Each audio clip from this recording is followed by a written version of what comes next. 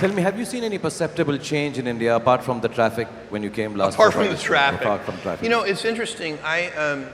So I guess the first time I came to India was about 11 years ago. I don't know that I have seen perceptible changes of any great magnitude.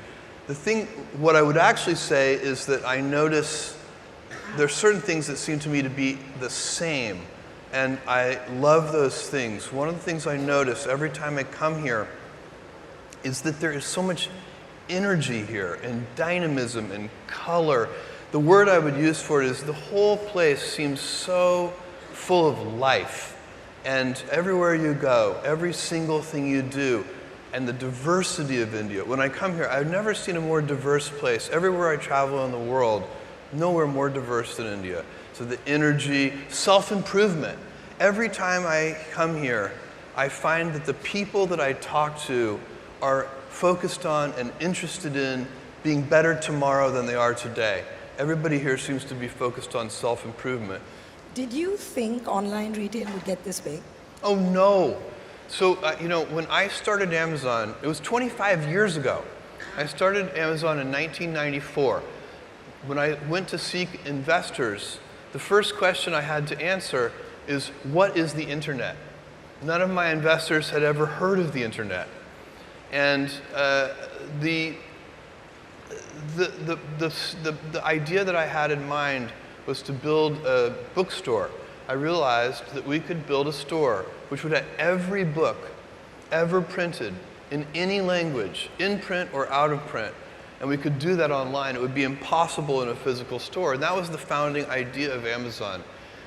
But did I expect what would happen today? No. You know, we started, I've been at Amazon when it was one person, me, when it was 10 people, when it was 100 people, when it was 1,000 people, and today, when it's more than 700,000 people and approaching 70,000 people just here in India. So, no, I did not predict that. And actually, I think if anybody had predicted that, they would have needed to be immediately institutionalized in a mental facility because it's not a normal thing to have happen. My dream when I started Amazon was that one day we might be able to afford a forklift. So it's been a very fun journey for me. And by the way, I still tap dance into work. I'm having so much fun. Is there anything you don't sell on Amazon? Anything we don't sell? Yeah. Or anything you tried to sell and didn't work? Anything you've decided not to there go are things through? we tried to sell that didn't work. We tried to sell a phone called the Fire Phone, and we worked on it for 4 years, and no one bought it. I think my mother bought one. And I don't think she was that happy with it. But no, there are things that we deliberately don't sell. We don't sell guns. We don't sell tobacco. There are things we don't sell, but and that we make deliberate decisions about. But other than those things, we try to sell everything that anyone might want to buy, and we're trying to make it as convenient as possible for people. You know, in the early 21st century, we're all busy. Everybody in this room is busy. And if you can save people time, let them spend more time with their families and with their friends and doing the things that they really enjoy, then you're doing them a real service. Most of the people here, Jeff, are from, lots of them I see, are from the film industry.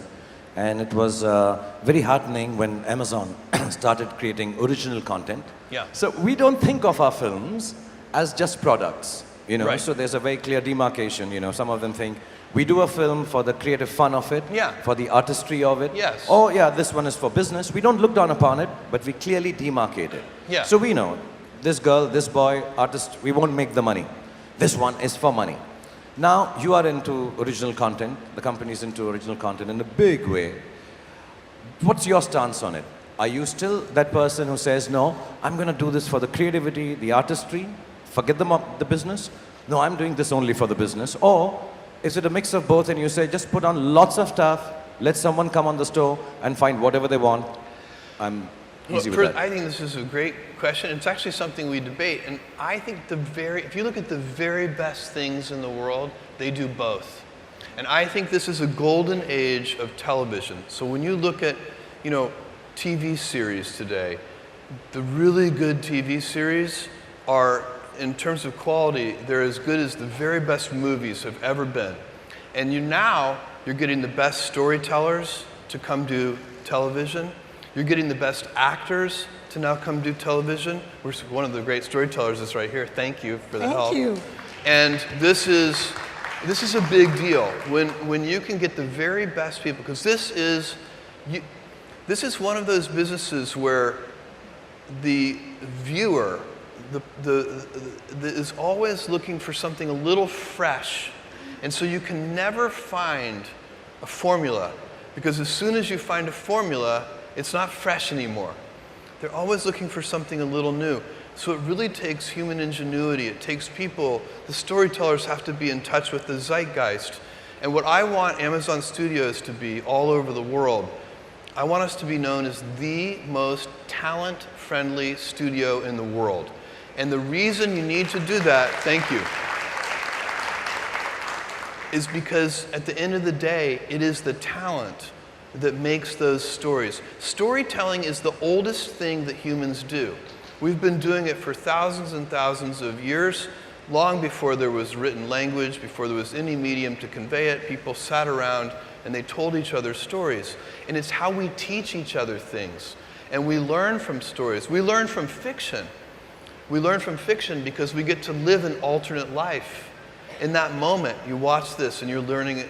So it can be fun, it can be action, it can be funny, it can be comedy, but the very best things take those elements and teach a little something. There's something in there that you walk away with and you're inspired by it. And it doesn't matter if it's drama, comedy, anything, you're going to walk away with something. And there needs to be lightness. You know, you can't watch something that's just all heavy and you're like, oh my God, you know, I want to kill myself now. There also has to be that gesture. There has to be somebody who brings you out and lets you breathe a little bit. So this is so hard to do. That's why there is so many bad movies and so many bad TV shows, because it is one of the hardest things that humans do, is tell riveting, engaging, inspiring stories. But when you get it right, it's a lever that can change the world. Are you a competitive producer? Or my what? A competitive producer, and I don't mean business-wise, I mean creatively. Like, would you see a film or a show on another platform, like what you described, which is brilliant, and be like, why don't I have this? Well, I have regrets.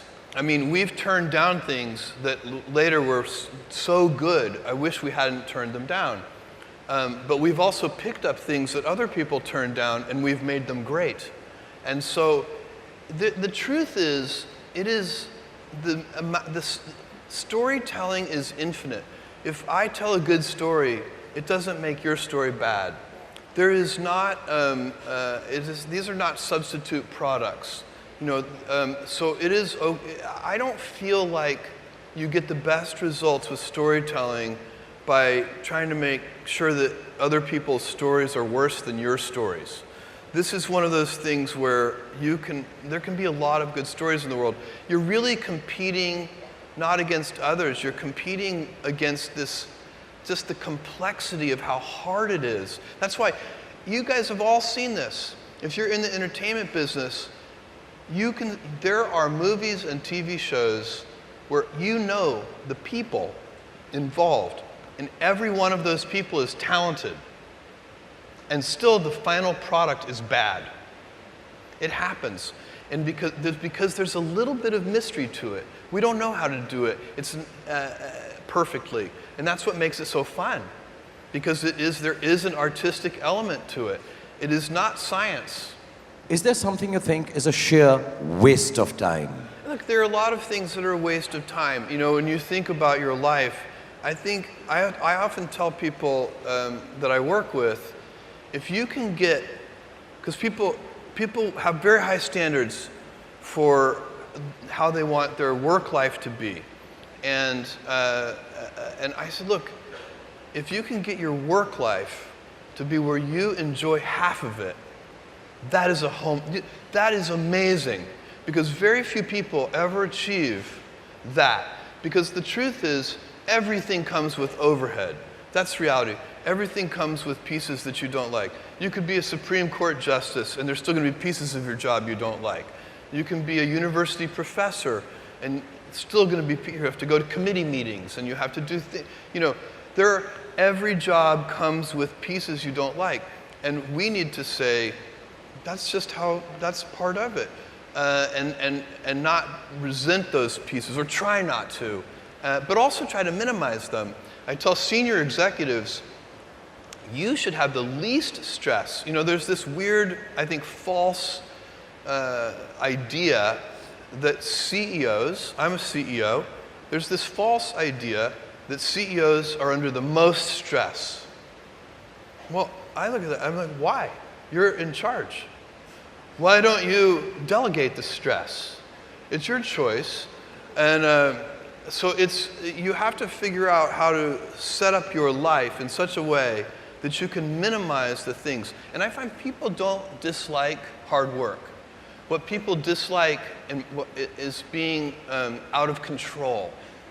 Like, they can't control their life. They can't control their environment. This happens to me when I get overscheduled. I hate being overscheduled. I want some time to be able to think and free myself. We all have the same amount of time in the world. Nobody has more time than anybody else. And when you become a very successful person, one of the things, you start to get overscheduled. You have this event. You had to agree to do this. And maybe last night you were like, why did I agree to do this? I have to go on stage tomorrow. I wish I were really with my family. And, you know, or I hope maybe not this case. Let's say that you like this one. But in general, that kind of thing happens. And so you have to guard your time and try to stay a little bit flexible. So that's, for me, it's not a waste of time, but I like to have some freedom of movement rather than having every minute of every day scheduled. What is your one hot tip for somebody on the onset of their career?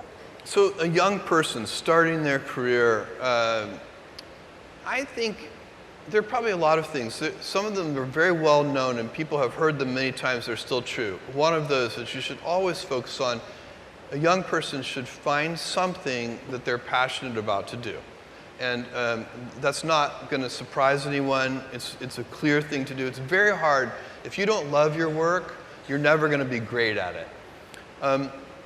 I think the other thing I would suggest to any young person, even before they start their career, is to really think about their choices. Because I find young people, and when I was young, I made this mistake too. You can get very fixed on your gifts. So everybody has gifts. You know, you have gifts and you have things that you didn't get gifted. Maybe you're extremely beautiful. Maybe you're extremely good at mathematics. Maybe there are a lot of things that you can be given. But those things can confuse you because they're not the things that construct your life. It's your choices that construct your life, not your gifts. You can celebrate your gifts. Be proud of them. Be happy of them. Actually, don't be proud of them. Be celebratory of them. But you can't be proud because they're gifts. They were given to you. You didn't earn them. You can only be proud of the things you earn. And so, as I got older, I started to realize I wasn't proud of my gifts. I was always good at school. School was always easy for me. And I was always proud that I was a great student. I got A's in all my classes. I was good at math, all of that. And I thought that's who I was. But it's not true. Those are the things that are gifts. What was hard for me is deciding to work hard, deciding to use my gifts in certain ways, to challenge myself, to do things that I didn't think I could do, to put myself in uncomfortable situations. We all I would say to a young person, you can choose a life of ease and comfort, or you can choose a life of service and adventure. Which one of those, when you're 90 years old, are you going to be more proud of? I want to know, Jeff, where I started from actually. Is there a job, if it wasn't Amazon, if it wasn't business related, is there something else? You started all over again at this age and stage and you took on a different profession. Would there be one that is close to your heart? I would be very curious today, if I were a young college student today, I would be very interested in biotechnology. I think biotechnology is just a fascinating arena that probably in the next 10 or 20 years, there's going to be a golden age of biotech. One of the golden ages that's happening right now before our eyes is also artificial intelligence and machine learning. So that's another arena that I would be very interested in. My backup career is I'm a very good bartender. So if all else fails, you'll see me at the local bar and I'll be making your drinks slowly, but they'll be good.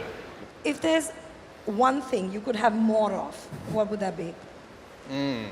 One thing I could have more of. I mean, the obvious answer is time. You know, it is time to do. I like time. I'm not efficient with my time because efficiency. There's an embedded assumption when you're being efficient, and the embedded assumption is that you know where you're going. And I like to wander because it's wandering that allows you to invent and to explore and to follow your curiosity. But wandering is very time-consuming. And so if I could have one more thing, it would just be more time. So wonderful. A big round of applause for Jeff, for Zoya. Thank you so much.